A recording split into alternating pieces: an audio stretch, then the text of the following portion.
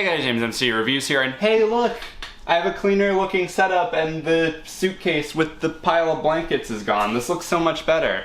Real quick side note, I did record something in advance that will be up in like the next couple of weeks, so the suitcase will make a return, but I swear it's not a continuity error, it's just me recording in advance. So anyway, welcome to another episode of the Cinematic Bucket List series, and today I'm going to be talking about The Evil Dead, released in 1981 and directed by Sam Raimi. This movie centers around a group of teenagers going to a cabin in the woods and accidentally unleashing an evil demon that eventually picks them all off in the most gory and brutal ways possible. Now, I have actually seen this movie already. I've seen the first two Evil Dead movies, but with the new one coming out this weekend, Evil Dead Rise, I figured it'd be a good excuse to revisit the first one and see how it holds up. Also, originally I was going to take a look at the entire series up to this point, the first three movies and the 2013 remake, but I kind of ran out of time, so I do plan on covering the other sequels at some point, but this will have to do just for right now. So when I first saw The Evil Dead for the first time, I remember really enjoying it. I thought it was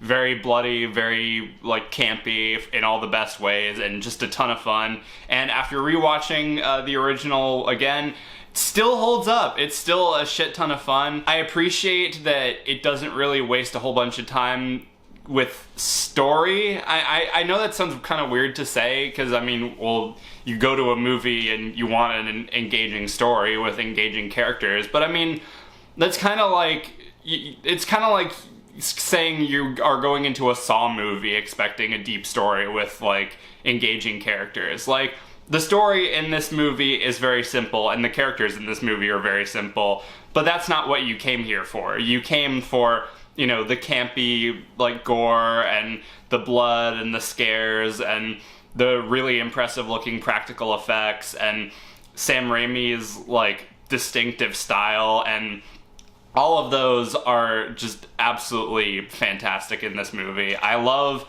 the cinematography and just the whole look of the movie. It feels very, like, handheld and grungy and everything like that. Like, just those like long, like, sweeping shots that are very clearly like they're not done digitally, they're done handheld, and you see like the like physical world like interacting with the camera, like that initial like drive up shot when they're going to the cabin, when like the branches are hitting the lens and the camera's getting gunk all over it and stuff like that. That you can't like digitally make something like that, or you can, but it won't look nearly as like good and as real. Not to go too far into Evil Dead Rise, because I plan on including that one and my thoughts in a catch-up review, but that movie tries to replicate that sort of style, and it does it really well. Like, the guy who directed it, clearly a massive Evil Dead fan, clearly a massive Sam Raimi fan, and he does manage to capture that same sort of style, but it feels a lot more like a copy rather than like, how do I put this? It feels like an homage rather than like, you know, it doesn't have the same impact as the real thing, if that makes any sense. Like I said, the story and characters are very simple. These kids just go to this cabin, they find the Book of the Dead, and they accidentally like unlock sort of the evil spirits that have been released inside of it, and when they try to leave, the outside forces are not letting them escape. The bridge goes out and they're basically just kind of trapped in this house to eventually get picked off one by one, and that's kind of all you really need.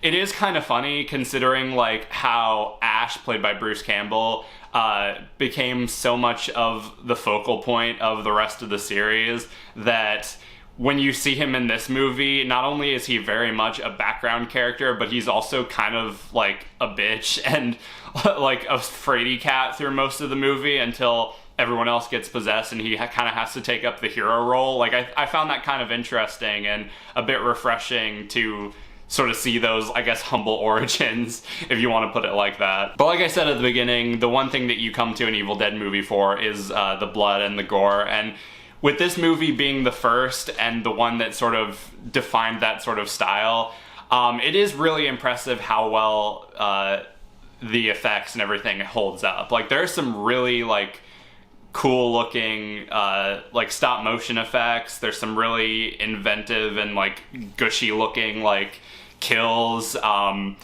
It looks painful. Like, this is the kind of movie where the kills look genuinely painful. Like, you can with like some of the newer ones, like even again briefly going back to Evil Dead Rise, like there are some really painful looking kills in that one too, and they are pretty gross, but like nothing like compares to, you know, the feeling. You feel the pain a lot more in this movie than you do in any of the other ones. And like I said, the visual effects, the zombie makeup, the blood, the gore, the stop motion, all that adds up to make just a really fun, campy, good time. I don't really have too much to complain about. I mean, like I said, it's what you see is what you get and what you're expecting. Like, it doesn't overstay its welcome. It goes by relatively quickly. It does get into, you know, the horror aspects as well relatively quickly, which I kind of appreciated. It doesn't waste a whole bunch of time setting everything up. And yeah, overall,